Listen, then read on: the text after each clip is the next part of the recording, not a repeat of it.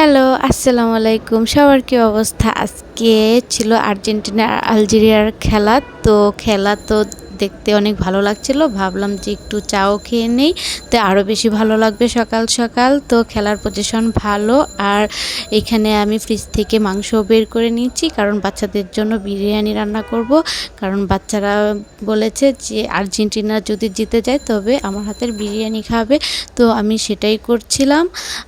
মাংস ভালোভাবে ধুয়ে একটু আমার গরম মশলাটাও একটু দিয়ে দিচ্ছি, আর খানিকখানি পেঁয়াজটাও দিয়ে দিলাম, কারণ আমি বিরিয়ানির মশলা দিয়েই বিরিয়ানিটা রান্না করব। তো এখানে আর অন্য কোনো মশলা দেওয়ার প্রয়োজন নাই। আমি এখানে টক দইও দিয়ে দিলাম, কারণ এখানে বিরিয়ানি রান্না করব তো টক দই তো লাগবেই। সো কারা আমাদের মতো আর্জেন্টিনা ফ্যান অবশ্যই কমেন্ট করে জানাবেন। আর এখানে আমি বিরিয়ানি মশলাটাও দিয়ে দিচ্ছিলাম। বিরিয়ানি মশলাটা দিয়ে ভালোভাবেই মেখে তারপরে আমি মাংসটা চুলায় দেব। তো আমি এখানে তেলও দিয়ে দিয়েছিলাম। জানি না কে কীভাবে বিরিয়ানি রান্না করে, তো আমি এভাবেই রান্না করি। আর এখানে আমি রসুন বাটাও দিয়ে দিলাম কিছুটা, আর আদা বাটাও দিব। তো এসব মশলা দিয়ে এখন আমি ভালোভাবে হাতে মেখে নিব। হাতে ভালোভাবে মেখে তারপর বিরিয়ানিটা বসিয়ে দিব। আর এখানে আমি ভালোভাবে হাতে মেখে নিচ্ছি। তো এই তো হাতে ভালোভাবে মাখা শেষ। এখন আমি ঢাকনা দিয়ে ঢেকে দিয়েছি। এখন চুলাটা আমি জ্বালিয়ে দিয়েছি, ওইদিকে মাংসটা হতে থাকুক। আর আমি এখানে চাষি চাউলটাই নিয়েছি, কারণ এই চালটা দিয়ে পোলাও বা বিরিয়ানি যাই রান্না করেন না কেন সব কিছুই খেতে আর ঘ্রাণ অনেক সুন্দর হয়। আর এই তো আমি ভালোভাবে চাউলটা ধুয়ে নিচ্ছিলাম। আর এখানে আমার মাংস থেকে পানিটাও উঠে গিয়েছে। তো এইখানে মাংসটা ভালোভাবে কষানোর অপেক্ষায় তো আমি এখানে খানিকটা লবণ দিয়ে দিয়েছি। আর আমি ভালোভাবে চালটা ধুয়ে রেখে দিয়েছি পানিটা ঝরার জন্য। আর আমি কিছুটা চিনিও দিয়েছি, যেহেতু আমি আগে টক দই দিয়েছি। টক দইয়ের পুরোপুরি ফ্লেভারটা বা টেস্ট পাওয়ার জন্য লবণ চিনি তো দিতেই হবে। তো এখানে আমি খানিকটা গুঁড়ো দুধও দিয়ে দিচ্ছিলাম। এখানে চাউলটাও পানি পড়ে একদম ঝরঝরে হয়ে গিয়েছে। আর এখানে গুঁড়ো দুধ দিয়ে আমি মাংসটা ভালোভাবে নাড়াচাড়া করে নিচ্ছিলাম, কারণ একটু ভালোভাবে নাড়াচাড়া না দিলে নিচে যদি লেগে যায় তাও ভালো লাগবে না খেতে। তো এইখানে আমি খানিকটা বাদামও নিয়ে নিয়েছি, কারণ বাদাম ব্লেন্ড করে আমি বিরিয়ানিতে ইউজ করব।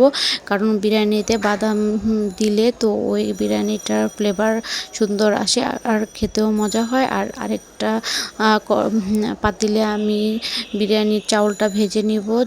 আর এখানে আমি তেলও দিয়ে দিলাম, আর দিয়ে দিচ্ছি পেঁয়াজটা ভালোভাবে ভেজে নিব। এইখানে আমি পেঁয়াজটা ভালোভাবে ভেজে নিচ্ছিলাম। পেঁয়াজটা আমি বেশি ভাজবো না, বাদামি করে ভেজে নেব। বেশি ভাজলে আবার বিরিয়ানির কালারটা সুন্দর আসে না, কালো কালো হয়ে যায় আর খেতেও তিতা তিতা লাগে, সেটা খেতে ভালো লাগে না। সো আমি আরেকটু ভেজে নেব। তো তারপর আমি এখানে চাউলটা দিয়ে দিব। চাউলটাও আমি ভালোভাবে ভেজে নিব, কারণ চাউলটা যত সুন্দরভাবে ভাজা হবে বিরিয়ানিটাও তত সুন্দর এবং ঝরঝরে হবে, খেতেও মজা হবে।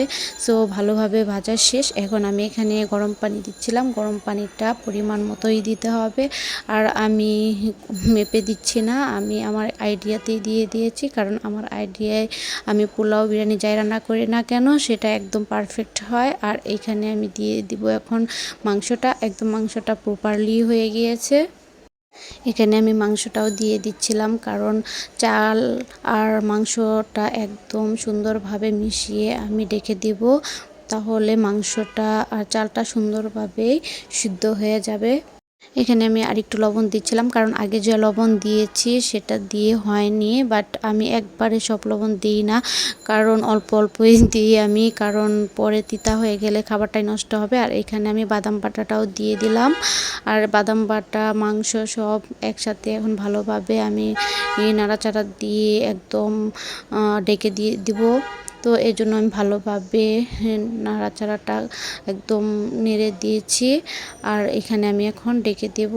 তো দেখা যাক ডাকনা ওঠানো পর্যন্ত কেমন হয় বিরিয়ানিটা। তো এই তো আমার বিরিয়ানিটা 80% সিদ্ধ হয়ে গেছে। এই অবস্থায় আমি কিছুটা কিশমিশও দিয়ে দিলাম।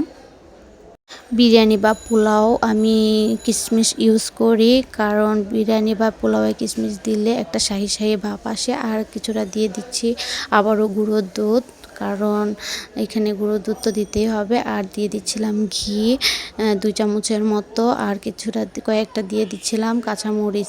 বাট আমার ফাইনাল সব কিছু দেওয়ার ডান। এখন আমি ভালোভাবে নেড়ে আলতো হাতে আমি ঢাকনা দিয়ে ঢেকে দেব। আর নিচে আমি অবশ্যই তাওয়ার উপরে আমার পাতিলটা বসাবো যেন নিচে লেগে না যায়। আর এখানে আমি ফাইনালি দিয়ে দিচ্ছি পেঁয়াজ বেরেস্তা। আমি আগে পেঁয়াজ বেরেস্তাটা করে রেখে দিয়েছিলাম, এখন জাস্ট দিয়ে দিচ্ছি। ভিডিওটা দিতে আমার একটু লেট হয়ে গেল, কারণ বাচ্চাদের স্কুল আর পরীক্ষা সব মিলে একদমই সময় করে উঠতে পারি না, সেজন্য একটু দেরি হয়ে গিয়েছে। আর এইখানে আমার বিরিয়ানি একদম ফাইনালি হয়ে গিয়েছে, যেমন সুন্দর দেখতে হয়েছে তেমনই সুন্দর হয়েছিল। আর এই তো এখানে আমি সালাদও বানিয়ে নিয়েছি, বিরিয়ানি খাবো সালাদ তো লাগবেই। তো এখানে আমি বিরিয়ানিটাও বেড়ে নিয়েছিলাম খাওয়ার জন্য। তো এখন আমরা খাবো। তো খাওয়ার জন্য একদম সব কিছু রেডি। আর এখানে খাওয়ার পরে আমরা কুকও নিয়ে নিয়েছিলাম, বিরিয়ানি খাবো, কুক না খেলে তো হবে না। তো আজকে এই পর্যন্তই, সবাই ভালো থাকবেন, আল্লাহ হাফেজ।